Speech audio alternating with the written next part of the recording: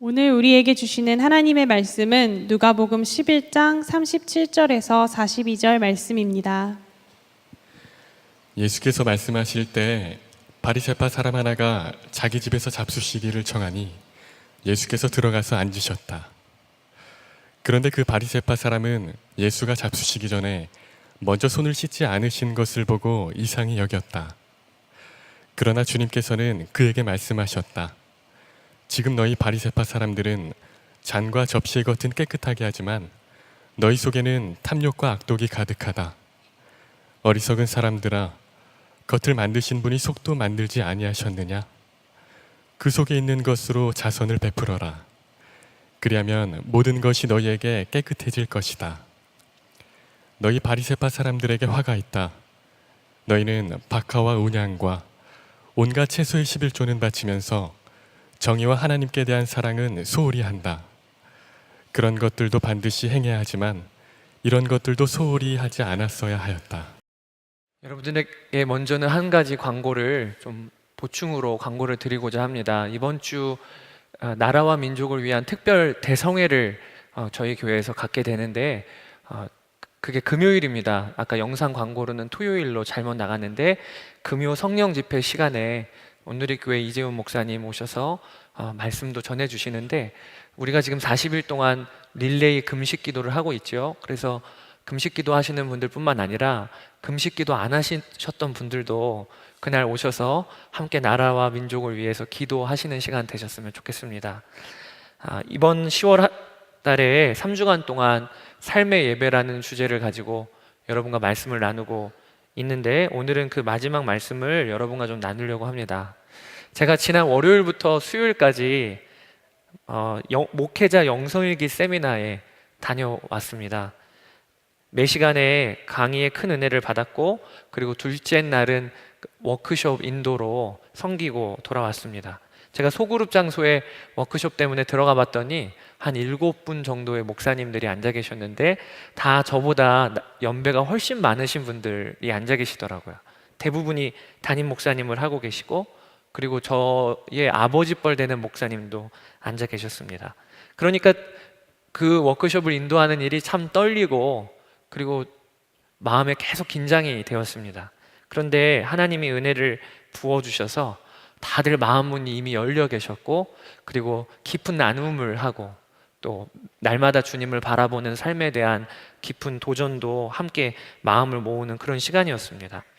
워크숍을 마치고 이제 저녁 식사를 함께 하는 시간을 갖는데 갑자기 제 옆에 앉아 계신 한 목사님이 한 가지 질문을 저에게 하셨어요.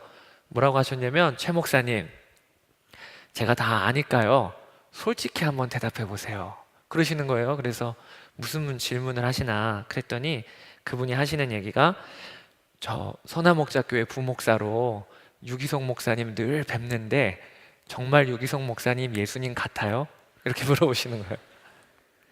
그러면서 그분 얼굴을 제가 보니까요, 미소를 살짝 지으시고 어떤 표정이시냐면, 괜찮아, 말해봐, 괜찮아, 거의 그런 표정으로 저를 쳐다보셔요. 그때 여러분 부목사로서 어떻게 대답해야 합니까?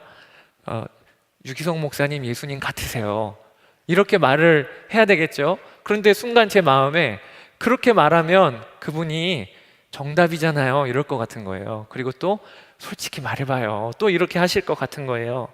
그래서 순간 갈등이 되더라고요. 그런데 하나님께서 그때 저에게 대답할 마음을 언뜻 주셨어요.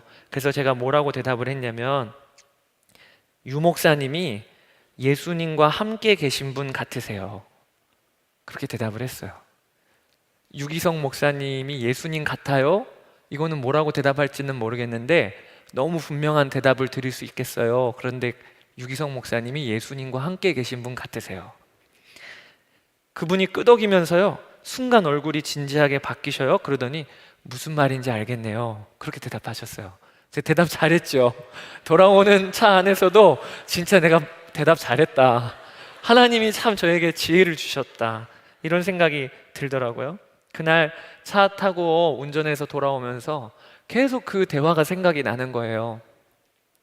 맞다, 예수님과 함께 있는 사람, 그게 성도예요. 그게 그리스도인이에요.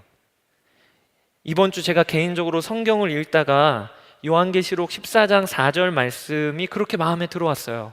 뭐라고 기록되어 있냐면, 그들은 여자들과 더불어 몸을 더럽힌 일이 없는 정절을 지킨 사람들입니다. 그들은 어린 양이 가는 곳이면 어디든지 따라다니는 사람들입니다. 요한계시록 14장에 구원받은 성도들의 모습이 그려지고 있는데 뭐라고 그들을 표현하고 있냐면, 어린 양이 가는 곳이면 어디든지 따라다니는 사람들입니다. 여러분, 이게 성도의 가장 분명한 그림이에요. 성도예요, 성도. 어린 양이 따라가는 곳이면 어디든지 따라다니는 사람. 우리가 바로 알아야 합니다. 성도가 드릴 삶의 예배가 그 큰 그림이 있다면 어떤 것이냐? 예수님과 함께 살고 예수님이 가시는 곳에 따라다니는 게 삶의 예배인 거예요. 어떤 사람이 직장이나 학교에서 신우회 모임 잘 나가고 기독교 동아리 꼬박꼬박 잘 나갑니다. 그는 사람과의 관계도 좋아요. 봉사도 잘하고 헌신도 합니다. 평판도 좋습니다. 그러면 그가 삶의 예배자입니까? 그렇지 않을 수 있어요. 겉모양은 그렇지만 예수님과 함께 하지를 않고 예수님을 따라 사는 삶이 없어요. 그러면 그는 종교인이지 하나님을 예배하는 예배자라고 말하기에는 아쉬운 거예요. 그런데 반면에 어떤 사람은 직장과 학교에서 아직은 자리 못 잡았고 또 부족한 것이 많아요. 그런데 그에게 분명한 것이 있다면 예수님과 함께 있음을 그는 분명히 알아요. 어린 양을 따라 판단하고 어린 양을 쫓아 살아요. 그래서 진짜 붙들 게 무엇인지, 버려야 될 게 무엇인지를 알아요. 그가 삶의 예배자인 거예요. 저는 이 삶이 어렵다는 걸 압니다. 삶의 예배라는 주제로 말씀을 나누면서 몇 명 청년들로부터 메일을 받았어요. 제가 그 메일을 읽으면서 우리 청년들의 삶의 자리에서 예배한다는 것이 이렇게 쉽지 않구나. 우리가 내일부터 맞닥뜨려야 될 세상, 직장과 학교, 삶의 자리는 만만치가 않구나라는 생각이 들었어요. 그런데 여러분, 우리가 삶의 자리에서 예배하는 것이 어렵지만 그래도 분명히 짚고 넘어갑시다. 지난 3주 전부터 오늘까지 하나님은 우리에게요 이렇게 물어보시는 거 아니에요. 너 삶의 예배 드려 안 드려? 삶의 예배 드리고 있니 안 드리고 있니? 이걸로 우리를 가르시려고 하시는 거 아니에요. 하나님께서 우리에게 물어보시는 것은 우선 내가 삶의 자리에서 예배자로 서기를 갈망하고 있느냐? 그 갈망이 있느냐? 이걸 우리에게 먼저는 물어보시는 거예요. 여러분 꼭 기억하셔야 돼요. 삶의 예배는요 먼저는 마음의 문제예요. 마음의 문제. 내 마음에 오신 예수 그리스도, 그분을 내가 모시고 그리고 그분의 뜻대로, 그분의 통치대로 살기를 진짜 원하는가? 그래서 성경에서는 우리에게 먼저는 마음의 변화가 있어야 한다고 하시는 겁니다. 3주째 여러분들께 읽어드리고 있어요. 로마서 12장 2절 말씀. 여러분은 이 시대의 풍조를 본받지 말고 마음을 새롭게 함으로 변화를 받아 하나님의 선하시고 기뻐하시고 완전하신 뜻이 무엇인지를 분별하도록 하십시오. 하나님은 우리에게 삶의 예배, 합당한 삶, 구원받은 자의 합당한 삶, 이 일에 대하여 이야기할 때 먼저는 마음을 이야기하세요. 마음을. 여러분들에게 그 마음의 갈망이 있기를 축복합니다. 내가 하나님께 내 삶의 자리에서 예배하는 자로 서고 싶다. 저는 지난 2주간 동안에 여러분과 말씀을 나누면서 이 마음의 문제에 강조점을 두었어요. 그런데 오늘은 이 마음과는 전혀 다른 주제의 이야기를 좀 여러분과 나누려고 합니다. 그건 몸에 대한 이야기예요. 제가 한때는 말씀 사역에 있어서 정말 큰 고민을 한 적이 있었습니다. 8년 전에 선한 목자 교회에 처음 왔는데 와서 보니까요 목사님은 말할 것도 없고 전도사님들도 말씀 사역이 너무 은혜가 있는 거예요. 저는 이전까지는 우물안 개구리처럼 제가 말씀 사역의 준비가 잘 된 줄 알았어요. 그런데 선한 목자 교회에 와보니까 많은 사역자 공동체 안에 비로소 제 실체가 이제 드러나는 겁니다. 어느 수준인지. 근데 다른 분들을 보니까 말씀이 너무 은혜가 깊어요. 은혜가 풍성하고. 그런데 저는 말씀에 있어서 준비가 안 된 게 그제서야 보이더라고요. 뿐만 아니라 제가 봐도 말씀 사역의 기름 부으심이 저에게 없는 것 같아요. 그래서 진짜 진지하게 고민이 되었던 적이 있습니다. 그때 특수 목회에 대하여 심각하게 고민을 한 적이 있어요. 하나님이 날 부르신 것이 말씀을 전하는 것보단 전도나 봉사에 전념하는 목회를 하라고 하시나? 이런 마음이 들어서 그러한 목회를 배울 수 있는 곳을 실제로 알아보기도 했습니다.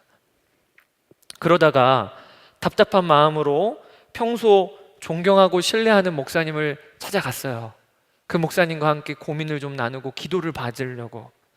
그런데 목사님이 제게 손을 얹고 기도해 주시고는 아무 말씀을 제가 드린 것도 없는데, 그런데 저에게 설교 이야기를 하시는 겁니다. 뭐라고 얘기하셨냐면, 전도사님, 설교 준비 철저히 하세요. 하나님이 전도사님에게 말씀을 전하라고 하십니다. 그렇게 얘기하시는 거예요. 정말 깜짝 놀랐어요. 왜냐하면 정확히 제가 고민하고 있는 부분에 대하여 그 목사님을 통하여 하나님이 말씀해 주시니까.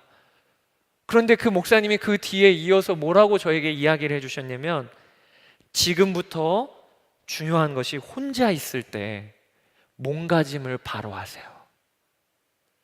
혼자 있을 그때에 옷매무새 다듬고 자세를 바르게 하며 사세요. 저는 그 말씀이요, 잊혀지지가 않아요. 지금까지도 저에게 아주 중요한 목회의 기준이에요. 설교 준비 철저히 하는데 중요한 게 뭐냐면, 혼자 있을 때 몸가짐을 바로 해라. 처음에는 이게 잘 연결이 안 됐습니다. 아니, 말씀을 전하는 것과 혼자 있을 때 몸가짐을 바로 하는 게 무슨 연결점이 돼요? 전혀 상관이 없는 이야기 같잖아요? 그런데 시간이 지나면 지날수록 제가 그게 어떤 의미인지를 알겠어요. 여러분, 기도해 보신 분들은 다 아실 거예요. 오늘 밤에 잠자리에 들기 전에 여러분 몸이 너무 피곤해서 누워서 기도하는 분과, 그렇지만 내가 옷을 바로 단정히 입고 무릎을 꿇고 기도하는 것의 차이를 여러분 경험해 보셨나요? 여러분, 오늘도 우리가 예배의 자리에 나왔는데 예배의 자리에 시간을 맞춰서 오는 것과 예배의 자리에 내 자유롭게 시간을 내가 정해서 어느 때나 오는 것과 그 차이를 경험해 보셨나요? 저는 지금도 후배들에게 똑같이 말해주고 싶어요. 설교 준비할 때 그것은 언제부터 시작이 되는 거냐면, 혼자 있을 때 몸가짐을 바르게 하는 것으로부터 시작된다고 저도 얘기해주고 싶어요. 왜냐하면 설교는 그 핵심이 삶을 통과한 말씀이어야 하고, 설교자의 삶은 혼자 있을 때 몸가짐을 바르게 하는 것으로부터 시작되는 것이기 때문에 그래요. 이거는 설교자뿐만 아니라 우리 모든 성도들에게 동일하게 적용되는 말씀이에요. 여러분, 우리의 삶에는 마음이 너무나도 중요합니다. 잠언 4장 23절, 무릇 지킬 만한 것보다 더 내 마음을 지키라. 생명의 근원이 이에서 남이니라. 이 말씀 우리가 너무나도 잘 아는 말씀이지요. 우리의 마음으로부터 생명의 근원이 나오는 거예요. 그런데 여러분, 그 마음은 어디에 영향을 받지요? 우리의 몸으로부터 영향을 받는다는 것을 여러분들이 아셔야 돼요. 우리의 마음은 우리의 몸으로부터 영향을 받아요. 이것을 오늘 여러분과 나누고 싶은 겁니다. 삶의 예배는요, 우리의 속만큼 겉도 중요한 거예요. 삶의 예배는 우리의 마음만큼 우리의 몸가짐도 중요한 거예요. 오늘 본문은 예수님이 바리새인들을 꾸짖으시는 장면이에요. 내용은 이렇습니다. 어느 한 바리새인이 예수님을 식사의 자리로 초대했어요. 여러분, 그 당시에 식사의 자리에 초대해서 함께 식사하는 것은 지금보다 훨씬 더 중요한 의미가 있었던 시대예요. 식사의 자리에 누구를 초대한다, 그 말은 그 사람을 내가 받고 인정하겠다는 뜻이에요. 그러니까 오늘 본문에 나오는 바리새인은 그런 점으로 보면 평소 예수님을 존경하던 자라고 우리가 추측할 수 있습니다. 바리새인인데 예수님에 대하여 그래도 마음에 두고 있었던 이예요. 그런데 식사를 하는데 문제가 하나가 생겼어요. 그게 뭐냐면 예수님이 손을 씻지 않으시고 식사를 시작하시는 겁니다. 그 당시에는 식사 테이블에 손을 담글 만한 물이 하나가 있었어요. 그래서 거기에 먼저는 손을 담고 그리고 나서 이렇게 딱 닦은 후에 그리고 식사를 시작합니다. 이것은 위생과 관련된 일이기도 하지만 더 중요한 의미는요, 하나님 앞에 종교적인 행위였어요. 그게 뭐냐면, 하나님, 제가 하나님 앞에서 식사하는데 저의 부정한 삶의 것이 씻김 받기를 원합니다. 하나님, 제가 저도 모르게 지은 더러운 행위를 정결케 하기를 원합니다. 그렇게 하는 의미에서 먼저는 손을 물에다가 담고 그리고 나서 식사를 했던 이 종교적인 예식과 연결되어 있었던 겁니다. 그래서 당시에 바리새인들뿐만 아니라 유대인들은 식사하기 전에 먼저 손을 씻고 그리고 식사를 했어요. 그런데 오늘 바리새인이 봤는데요, 글쎄 예수님이 그걸 안 지키시는 거예요. 예수님이 손을 씻지 않으시고 그냥 식사를 하시는 거예요.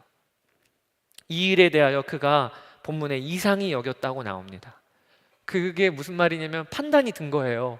아, 저 예수님, 내가 그나마 좋은 분이라고 생각을 했는데 막상 만나보니까 영 아니시네.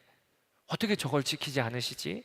그때 예수님이 오늘 바리새인에게 말씀하셨어요.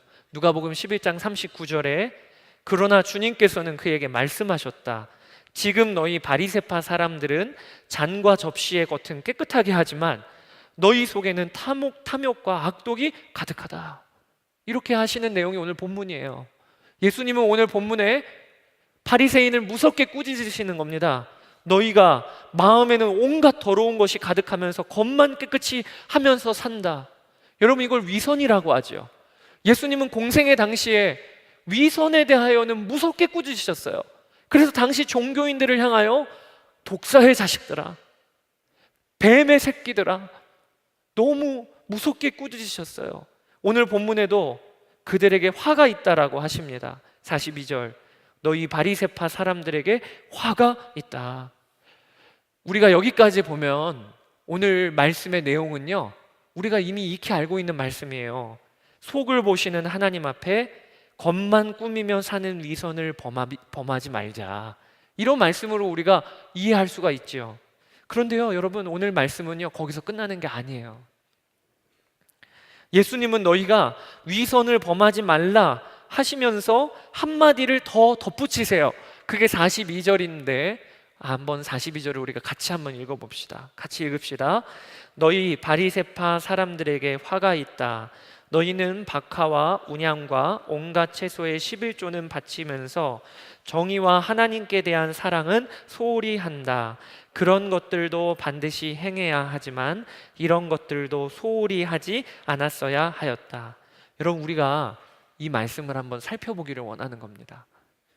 많은 사람들이 오늘 본문을 읽으면서 쉽게 결론을 내립니다. 어떻게 결론을 내리냐면, 그래, 겉보다는 속이 중요하지.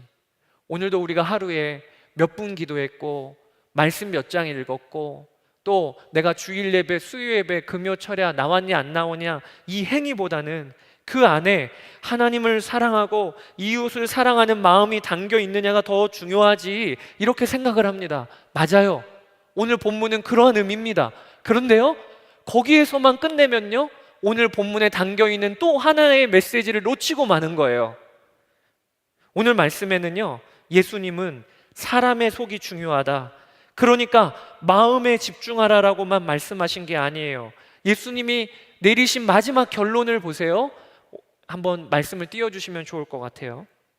뭐라고 42절 후반부에 이렇게 이야기하고 계시냐면, 그런 것들도 반드시 행해야 하지만 이런 것들도 소홀히 하지 않았어야 했다, 이렇게 말씀하고 계셔요. 여러분, 여기가 이게 무슨 뜻일까요? 이런 것들, 그런 것들, 이게 무슨 뜻일까요? 말씀을 한번 여러분들이 연결시켜 보면 그 뜻이 뭔지를 알 수 있어요. 먼저는 뒤에 나오는 이런 것들도 소홀히 하지 않았어야 하였다, 이건 무슨 얘기냐면 하나님께 드리는 마음을 소홀히 하지 말았어야 했다는 뜻이에요. 정의와 하나님께 대한 사랑을 소홀히 하지 말라, 이 말이에요. 그 말은 우리가 지금까지 했던 이야기인 거예요. 겉만 번지르하게 살지 말고 그 마음에 하나님께 드릴 그 마음이 중요하다, 이 말씀이에요. 그런데 이 말씀 앞에요, 우리가 살펴볼 것이 그 앞에 있는 단어예요. 뭐라고 예수님이 말씀하시냐면 그런 것들도 반드시 행해야 하지만 이렇게 말씀하고 계십니다. 여러분, 이게 무슨 말일까요? 여기 그런 것들도 반드시 행해야 하지만 이라고 하는 이 말씀이 뭐와 연결되는 걸까요? 그게 앞부분에 나와 있는 박하와 근채와 온갖 것들로 하나님께 11조를 드리는 행위를 말하는 거예요. 그러니까 여러분, 오늘 본문을 우리가 이해해야 합니다. 예수님은 바리새인들이 겉모양만 있고 속은 비어있는 외식에 대하여 무섭게 책망하세요. 그런데 그 말씀을 하시면서 마지막 결론으로는 뭐라고 얘기하시냐면 그러나 박하와 운양과 온갖 채소의 11조 바치는 행위도 반드시 행해야 한다라고 말씀하시는 거예요. 이 말씀이 여러분 무슨 뜻일까요?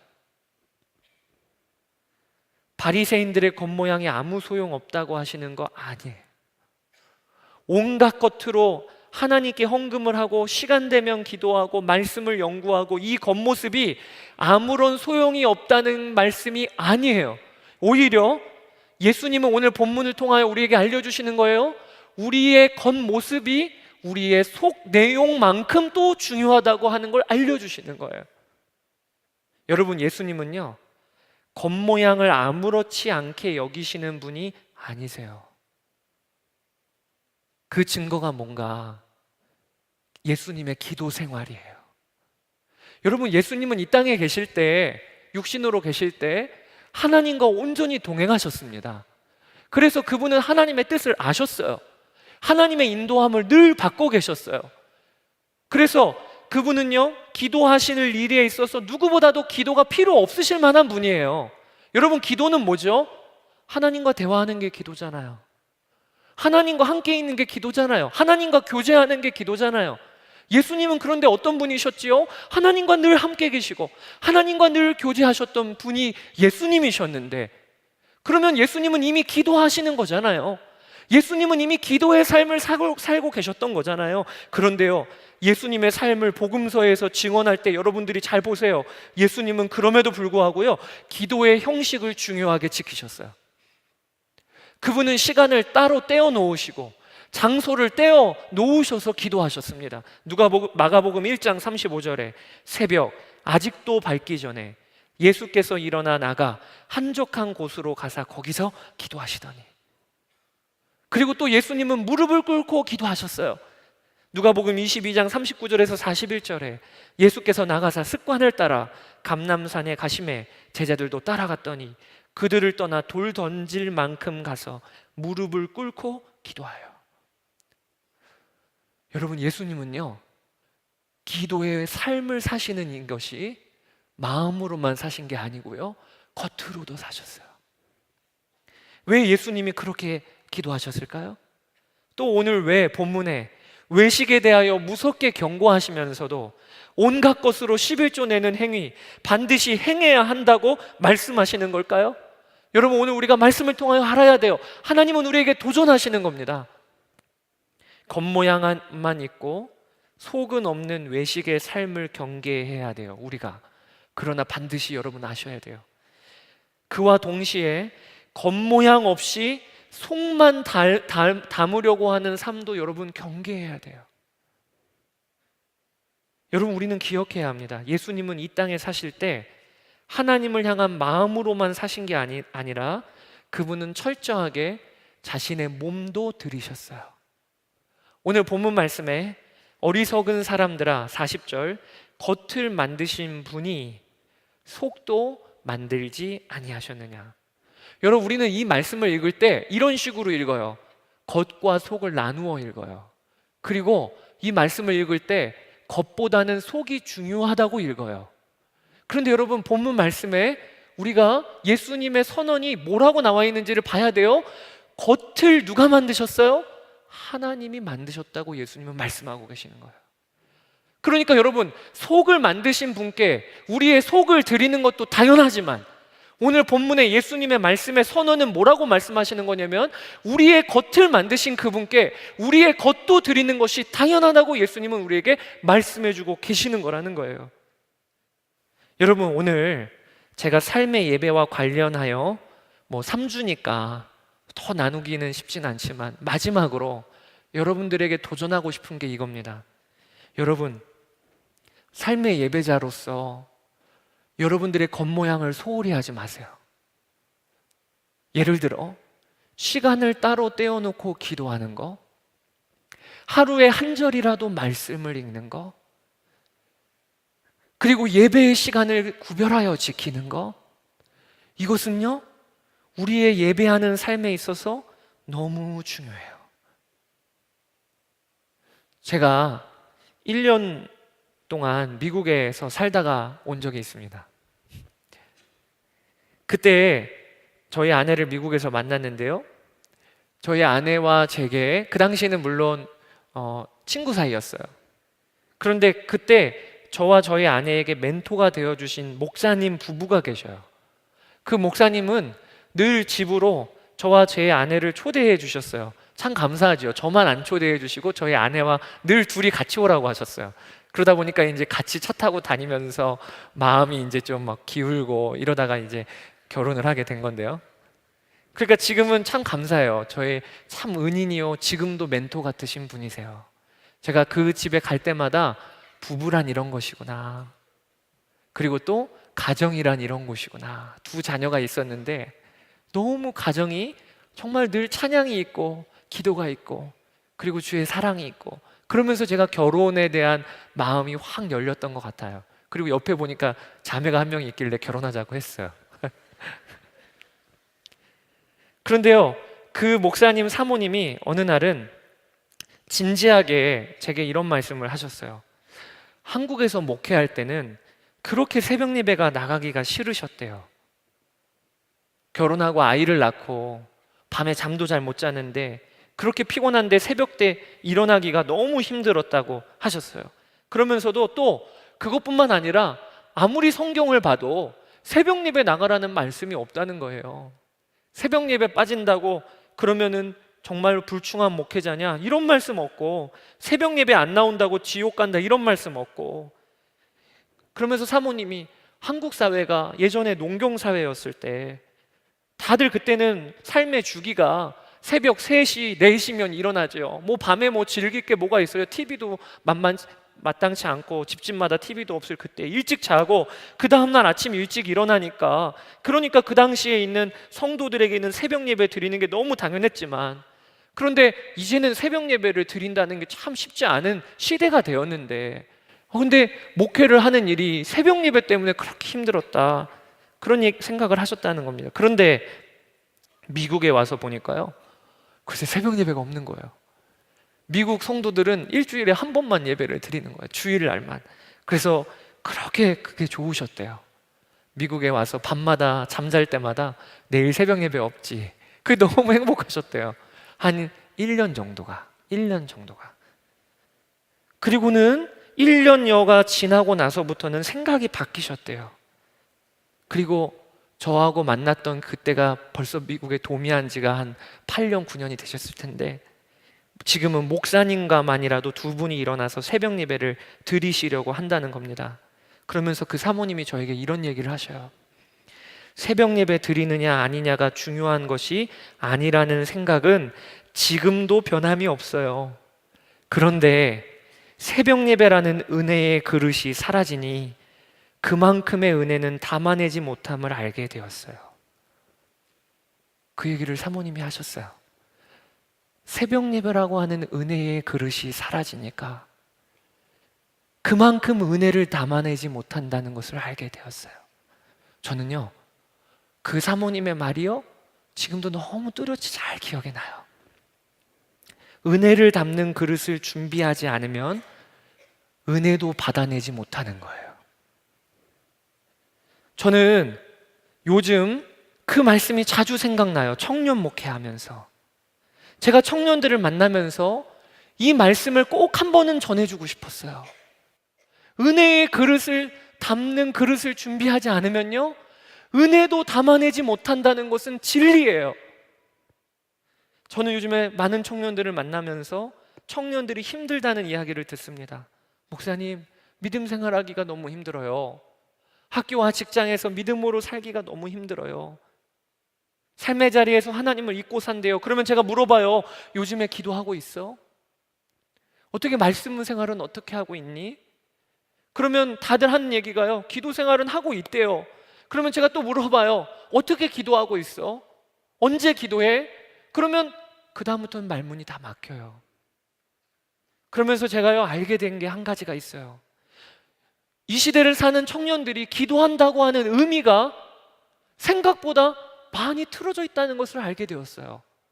한 번은 어떤 한 청년이 기도하며 산대요, 자기는. 그래서 어떻게 기도하냐고 물어봤더니요, 내가 예수님과 함께 산다고 생각하며 산대요.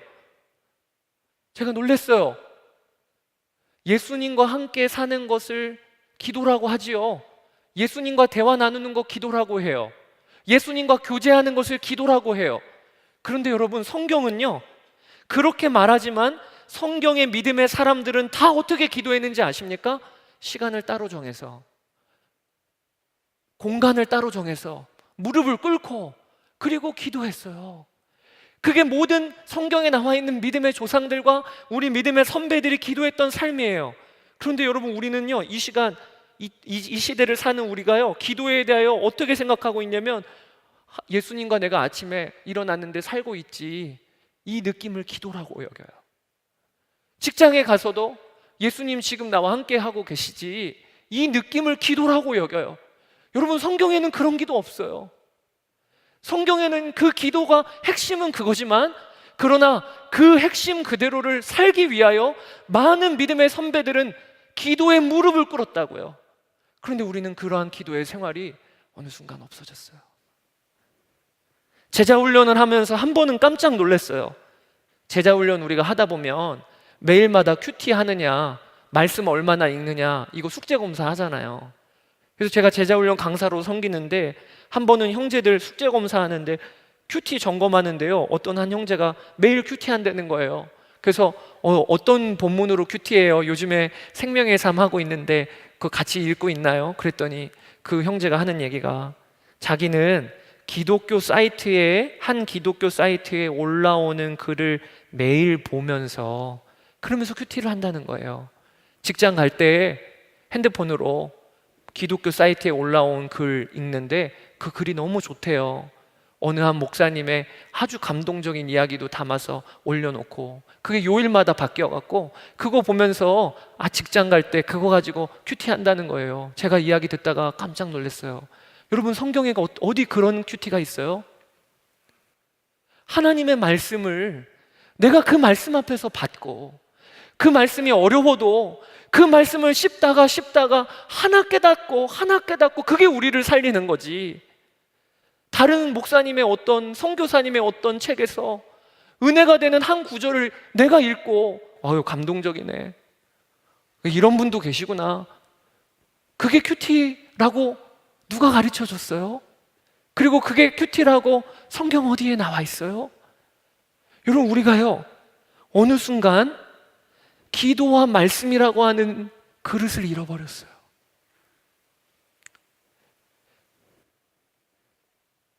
말씀과 기도의 좌절을 겪었다고 청년들이 말해요. 목사님, 기도하는데 기도해도 안 이루어지던걸요? 그렇게 오랫동안 기도했는데도 안 들어주시던걸요? 그런데 제가 실제로 그럼 어떻게 기도했는지를 들어보면, 기도한 것이라고 생각을 하지 기도를 안 하는 경우가 너무 많아요. 그래서 저는 여러분들에게 도전하고 싶어요. 우리가 기도와 말씀의 좌절을 겪었다고 말하기에는 너무 우리는 말씀과 기도의 맛을 한 번이라도 제대로 맛보지 않은 것 아닌가요? 저는 삶의 자리에서 예배하는 삶에 대하여 저는 반드시 믿는 게 있어요. 그게 뭐냐면요, 우리가 잃어버렸던 삶의 자리에서 은혜를 담는 그릇, 우리의 겉모양, 기도하고 말씀 읽고 그리고 예배를 거룩히 구별하여 지키는 이것만으로도 하나님은 우리를 살리시기에 충분하다. 말씀과 기도면 우리의 삶을 살아내기에 충분하다. 저는 그렇게 믿어요. 그래서요, 저는 청년들과 함께 믿음의 실험을 하나 하는 게 있어요. 아침에 제가 한 번은 신촌에 어디에 누구를 방문할 일이 있어서 지하철을 타고 간 적이 있어요. 근데 지하철을 타고 가다 보니까요, 눈에 되게 들어오는 게 뭐냐면 하나같이 다 핸드폰을 보고 있더라고요. 잠을 안 자요.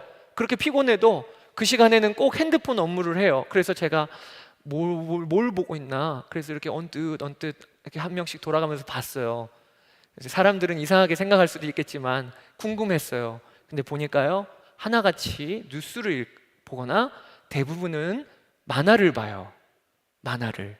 그래서 제가 그거 보면서 아무리 바빠도 만화는 볼 수 있는 거구나, 아무리 피곤해도 카툰은 볼 수 있는 거구나 싶어서요, 그 다음부터 그래, 그러면 다른 거 말고 직장 출근하면서 학교 가면서 그때 말씀 핸드폰으로 열어서 보는 운동을 하자.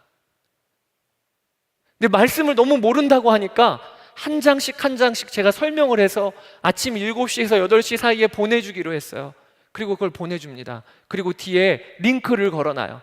성경 말씀 링크를 클릭하면 들어와서 성경책 아니어도 읽을 수 있도록. 그 운동을 시작했어요. 그게 벌써 한 5달 됩니다. 5달. 근데 참 감사한 건요, 제가 믿는 바가 너무 맞았어요. 하나님은 우리의 삶에서 말씀과 기도면 살아갈 수 있는 힘을 주시는 분이에요. 하나님이 우리에게 주신 은혜의 그릇, 말씀과 기도만 회복되면요, 살아날 수 있다는 것을 저는 청년들을 통하여 봐요. 제가 한 번은 얼마 전에 두원공대라고 하는 파주에 있는 공대에 어떤 한 목사님의 초청을 받아서 우리 전도사님들과 함께 간 적이 있습니다. 저는 처음에 말씀을 전해달라고 하는 초청인 줄 알고 2주 동안 기독 캠퍼스 동아리 연합이 있다고 해서 가봤더니 기독 캠퍼스 동아리는 없고요, 기독교 동아리 하나가 있어요. 하나. 그리고 그 기독교 동아리 멤버들이 몇 명이냐면 4명이에요. 제가 가서 말씀을 전하려고 가서 보니까 4명이 장소도 없이 길거리에서 예배를 드리는 거예요. 참 처음엔 마음이 어렵더라고요. 그래도 초청을 해주셨으면 뭐 예배 장소라도 좀 마련해 주시고, 그리고 친구들도 좀 모아서, 그리고 뭐 말씀을 들으시는 거지. 그런데 그런 생각이 들었다가 제가 가서 보니까 그 기독 동아리를 지도하시는 목사님이 어떤 분이시냐면 한 40여 분 거리에 있는 교회를 섬기시는 개척교회 목사님이신 거예요. 근데 이 개척교회 목사님이 교인들 지금 한 10명, 20명 정도 2년 동안 목회해서 이제 겨우겨우 세워지는 참 어려운 목사님이신데, 자기 주위에 있는 대학교에 와보니까 대학교에 기독 동아리가 하나도 없고 복음 전하는 이가 아무도 없으니까 본인이 그 마음이 너무 뜨거우셔서 거기 가서 복음 전하시는 거예요. 제가 그 모습 보고 너무 도전이 되더라고요. 그래서 2주 동안 가는 것인데 한 주는 저 혼자 가고 한 주는 저희 사역자들이 다 같이 가서 캠퍼스에서 길거리 버스킹을 했습니다. 그래서 우리 이현준 전사님이 기타 치시면서 찬양 부르시고, 옆에서 저는 현수막 들면서 동아리 오라고 이렇게 흔들고. 그런데요, 그때 그 날도 너무 큰 은혜였지만요, 그 기독 동아리를 운영하시는 목사님이 그런 얘기를 하시는 거예요. 자기가 2년 전에 개척을 했대요. 그런데 자기가 2년 전에 개척을 해서 열심히 말씀과 기도의 삶을 살고 매일마다 전도하는 삶을 사는데요, 주위에 있는 개척교회 목사님들이 다 그런 얘기를 하시더래요. 요즘은 시대는 개척교회 안 되는 시대예요. 요즘은 개척해도 절대로 안 되는 시대예요. 요즘 시대는 이전 시대와 달라요. 그런 이야기를 들을 때마다 안 되는 건가 정말? 이제는 진짜 개척하면 안 되는 시대인 건가? 이런 마음이 들어서 자기도 좌절이 되더래요. 그런데 그 개척교회 목사님과 교제를 해서 봤더니 그 목사님이 날마다 말씀을 준비하고 날마다 아침마다 무릎을 꿇고 기도하고, 그리고 매일 주의 복음을 들고 전하러 나가시는 목사님들이 아무도 없다는 것을 보았대요. 아니, 개척교회 안 된다고 했는데 안 된다고 하는 면면으로 들어가 보면 정직하게 말씀을 읽고 기도하는 분이 그렇게 적더래요. 정직하게 매일 복음을 들고 나가시는 분들이 그렇게 적더래요. 그러면서 그 모습을 보면서 이 목사님이 판단하시기보다는 마음에 어떠한 마음이 드셨냐면, 내가 증인이 될 거야. 내가 증인이 될 거야. 어떤 증인이냐면 정직하게 말씀 읽고 정직하게 기도하고 정직하게 주의 복음을 전했는데 교회는 반드시 세워진다. 그래서 저한테 그런 얘기를 하셔요. 최 목사님, 저는요 만약에 망하면 전국에 간증하러 다닐 거예요. 그런 얘기를 하셔요. 정직하게 말씀과 기도를 하고 주의 복음을 정직하게 전했는데 교회가 망하면 저는요 전국에 간증하러 다닐 거예요. 개척교회에. 이렇게 해도 망한다고. 근데 제가 그 이야기를 듣다가요 무슨 의미인지를 알겠는 거예요. 그 목사님 안에 있는 이 열정, 그 목사님 안에 있는 거룩한 열정, 그게 뭐냐? 하나님이 말씀을 주셨는데, 하나님이 기도를 주셨는데, 하나님이 복음 전하라고 하셨는데, 그러면 교회는 반드시 산다. 그렇게 2년여 동안 교회를 세워가고 계시더라. 제가 그 목사님 만나고 돌아오는 길에 저의 마음에도요 이런 마음이 들어요. 우리 청년들과 함께 정직하게 말씀 읽고 정직하게 기도하면 반드시 우리 삶은 살아난다. 이거 증인이 될 거야. 이거 만약에 그럼에도 불구하고 삶이 안 살아난다, 그럼 여러분 간증하세요. 앞에 나와서. 그래도 안 되던 걸요? 여러분 아니에요. 하나님의 말씀은 우리에게 약속하고 계셔요. 말씀과 기도, 우리의 겉모양이 그릇이 만들어지면 하나님은 은혜를 부어주셔요. 디모데전서 4장 7절에서 9절, 여러분 같이 한번 이 말씀을 읽어봅시다. 같이 읽읍시다. 저속하고 헛된 꾸며낸 이야기들을 물리치십시오. 경건함에 이르도록 몸을 훈련하십시오. 몸의 훈련은 약간의 유익이 있으나 경건 훈련은 모든 면에서 유익하니 이 세상과 장차 올 세상에 생명을 약속해 줍니다. 이 말은 참말이요 모든 사람이 받아들일 만한 말입니다. 여러분 이 말씀 앞에 오늘 여러분 서보세요. 우리가 삶의 예배 왜 이렇게 힘들죠? 삶의 예배 왜 이렇게 무너지죠? 그때 저는 여러분들에게 질문하고 싶은 거예요. 삶의 예배의 자리에서 은혜 받을 그릇, 은혜 받을 우리의 겉모양, 여러분 이 일에 대하여는 어떻게 준비하고 계세요? 어떻게 준비하고 계세요? 사랑하는 여러분, 기도합시다. 그리고 말씀 읽읍시다. 우리가 기도하지 않고 말씀 읽지 않고 삶의 예배의 자리에서 무너진다고 말하기에는 너무 분해요. 너무 분해요. 하나님께서는 약속하셨잖아요. 경건의 훈련은 이 세상에서도 유익이 있다. 마무리를 짓겠습니다. 제가 3주간 동안 여러분께 삶의 예배에 대하여 도전했어요. 말씀을 붙잡고. 중요한 건 먼저 우리의 마음이에요. 하나님, 내가 삶의 자리에서 하나님을 올려드리는 예배를 드리고 싶습니다. 이 갈망이 우리 안에 있으면 그럼 벌써 하나님의 역사는 너무 놀라운 거예요. 근데 여러분 반드시 또 기억해야 돼요. 우리의 속만큼 우리의 겉도 점검해야 돼요. 내 삶의 자리에서 기도를 잃어버렸는데, 내 삶의 자리에서 말씀을 잃어버렸는데, 그런데 어떻게 삶의 예배자로 서요? 어떻게 하나님의 뜻을 이루는 삶의 예배자로 서요? 여러분 이 일에 여러분 결단하시게 되기를 주의 이름으로 축복합니다. 우리 이 시간 오늘도 자리에서 일어나서 우리 함께 찬양할까요? 다 같이 자리에서 일어납시다. 나는 하나님을 예배하는 예배자입니다. 우리 이 시간 같이 찬양합시다. 나는 하나님을 예배하는 예배자입니다.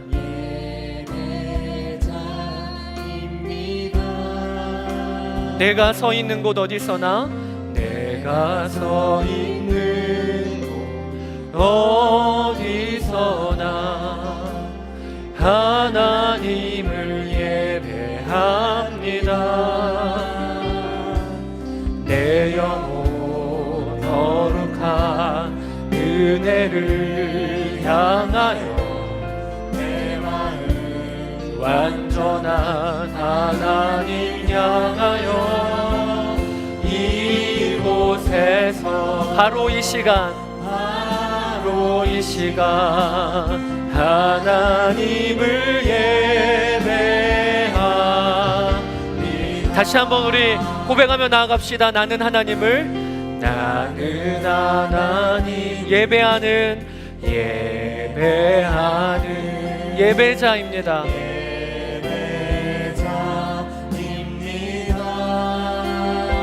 내가 서 있는 곳 어디서나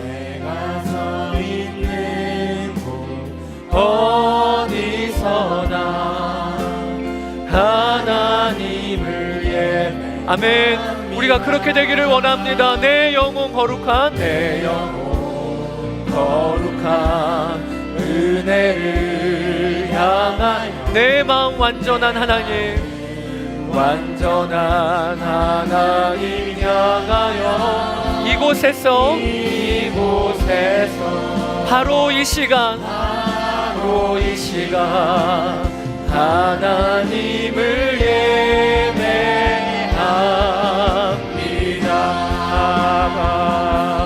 내 영혼 거룩한 은혜를 향하여 내 마음 완전한 하나님 향하여 이곳에서 바로 이 시간 하나님을 우리 이 시간 오른손을 들고 찬양합시다. 부르신 곳에서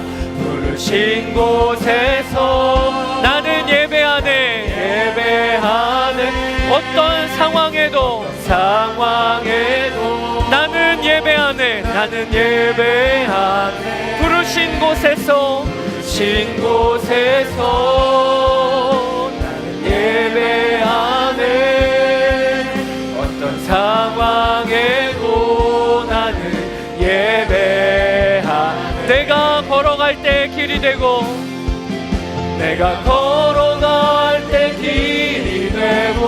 살아갈 때 삶이 되는 곳에서 예배하네.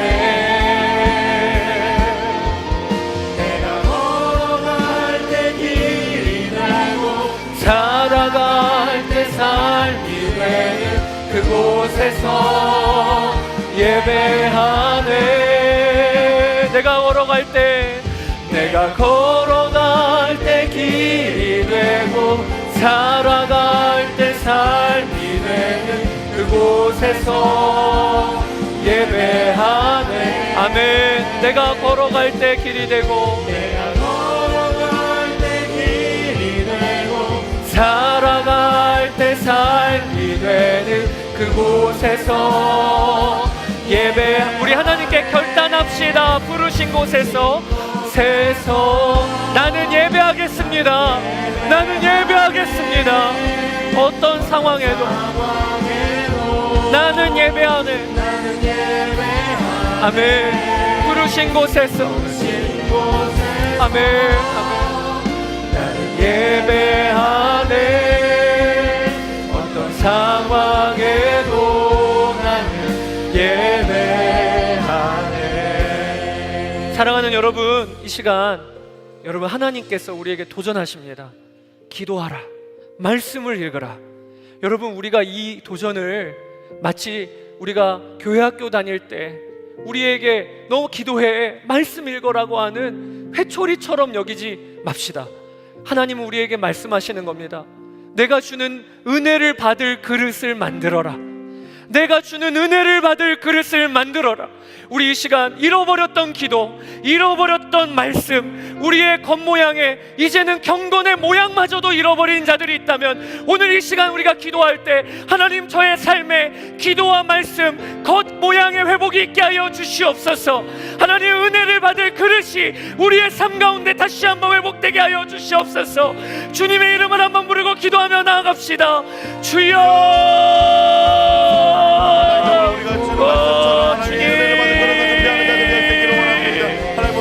아버지 하나님, 그렇습니다. 하나님, 기도와 말씀이면 충분함을 믿습니다. 하나님, 우리에게 주신 기도와 말씀, 이곳 외에 어떤 다른 것도 질 것 아니라 아버지 하나님, 정말로 하나님을 기대합니다. 하나님 기대합니다. 아버지 하나님, 나의 신의 아버지 하나님, 아버지 하나님, 우리가 시간을 정해놓고 기도하는 삶, 시간을 정해놓고 하나님의 말씀 앞에 나아가는 삶, 아버지 하나님, 예배를 거룩하게 구별하여 올려드리는 우리 하나님, 우리의 삶의 자리에서 나가게 하여 주십시오. 하나님 우리의 삶의 자리에서 하나님 나아가게 하여 주시옵소서. 아버지 하나님 주님의 도하여 주시기를 바랍니다. 아버지 하나님 우리에게 믿음이 새롭게 달라지게 되기를 바랍니다. 믿음의 자리가 아버지 하나님 우리의 삶의 자리에서 달라지게 바랍니다. 아버지 하나님 우리 주님이 도하여 주소서. 진리 앞에 언제나 붙잡고 삶 가운데 나아가는 자를 낼 수 있도록 하나님 인도하여 주시옵소서. 우리 삶 가운데 말씀과 기도를 나아가는 명확하게 구별된 시간을 은혜의 그릇을 준비하는 우리의 삶이 되게 하소서. 사랑하는 여러분, 여러분들에게 오늘 이 시간에 기도 가운데 결단하기를 주의 이름으로 도전합니다. 어떤 한 자매가 자기가 쉬는 시간마다 10분여의 시간이 주어질 그때만이라도 잠깐이라도 화장실에 들어갔어. 살아계신 하나님께 또 한 시간의 도움을 구하고 돌아온다는 이야기를 제가 들으면서 저의 삶에 그 그릇이 분명하게 담겨있다, 이 준비되어 있음에 대하여 얼마나 은혜를 받았는지 모릅니다. 여러분, 더 이상 우리가 도망치지 맙시다. 이 시간 결단할 때 우리의 삶의 자리가 바쁘다고 여겼고 우리의 삶의 자리는 너무나도 무겁다고 여겼지만 여러분, 그러한 우리의 삶의 자리를 회복시켜 주실 수 있는 것은 특별한 어떤 은혜가 아니고 하나님이 이미 우리에게 주신 말씀과 기도면 충분합니다. 우리가 이 시간 이 일에 대하여 하나님, 제가 정말 믿음이 달라지게 하여 주시옵소서. 그리고 저의 삶의 자리에서 구체적인 결단과 구체적인 저의 결심이 이번 주부터 시작되어지는 역사가 있게 하여 주시옵소서. 속을 만드신 분이 겉도 만드셨으니 우리의 겉모양이 은혜 받을 그릇으로 만들어지는 이 일에 우리가 누구도 예외가 없게 하여 주시옵소서. 주님의 이름을 한번 부르고 기도하며 나아갑시다. 주여, 오 나의 주 나의 아버지 하나님, 오 나의 주 나의 아버지 하나님, 그렇습니다. 아버지 하나님 우리의 삶 가운데 하나님, 우리의 삶의 자리에서 하나님 정말로 예배하는 자로 서게 되게 되옵소서. 우리의 삶의 자리에서 진정한 예배자로 서게 되기를 바랍니다. 하나님 우리에게 이미 허락하신 하나님 말씀과 기도에 우리의 삶의 자리에서 만들어 나가기에 충분하고 하나님 기도의 아버지 충분함을 저희가 믿는 믿음이 우리 가운데 일어나게 하여 주시기를 원합니다. 오 거룩하신 아버지 하나님, 오늘 예배의 자리에 나온 귀한 청년들 한 명 한 명 기도의 운동이 일어나게 하시고 말씀의 역사들이 일어나게 하여 주시기를 원합니다. 오늘 새 잃어버렸던 하나님 은혜를 담는 그릇, 오늘 새 잃어버렸던 우리의 경건의 겉모양마저 잃어버렸던 것이 있다면 하나님 오늘 우리가 분명히 열단하며 달려나가는 내가 보다는 있게 하여 주세요. 아버지 우리의 삶의 자리에서 예배 받으시기에 합당하십니다. 하나님 우리의 삶의 자리에 주님이 통치하지 아니하시는 것이 그 어디도 없습니다. 하나님이 이를 대한 결단이 우리 가운데 일어나게 하여 거룩한 하나님의 사람들로 수직을 올려드리며 나의 삶의 자리를 올려드리는 나의 일상에서 하나님을 예배하는 하나님의 사람들로 일어나게 하여 감사합니다. 아멘. 주님, 하나님 거룩하신 하나님, 하나님은 우리의 개인의 각각의 삶의 자리에서 영광 받으시기에 합당하신 분이십니다. 하나님의 통치가 미치지 않는 곳이 어디도 없습니다.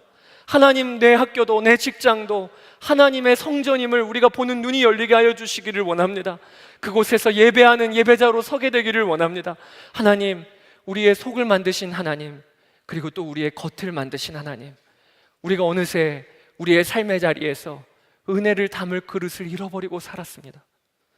하나님, 내 삶의 규모는 다 무너져 있으면서 특별한 은혜만 구하는 삶을 살았습니다. 하나님, 오늘 기도 가운데 주의 성령께서 이번 한 주간에 구체적으로 도전할 우리의 기도의 제목, 그리고 순종할 하나님 생각을 주시기를 원합니다. 기도가, 말씀이, 하나님 주신 예배가 우리를 살리기에 충분한 것을 우리가 진정 믿고 그 일에 대하여 결단하며 나아가게 하여 주시기를 원합니다.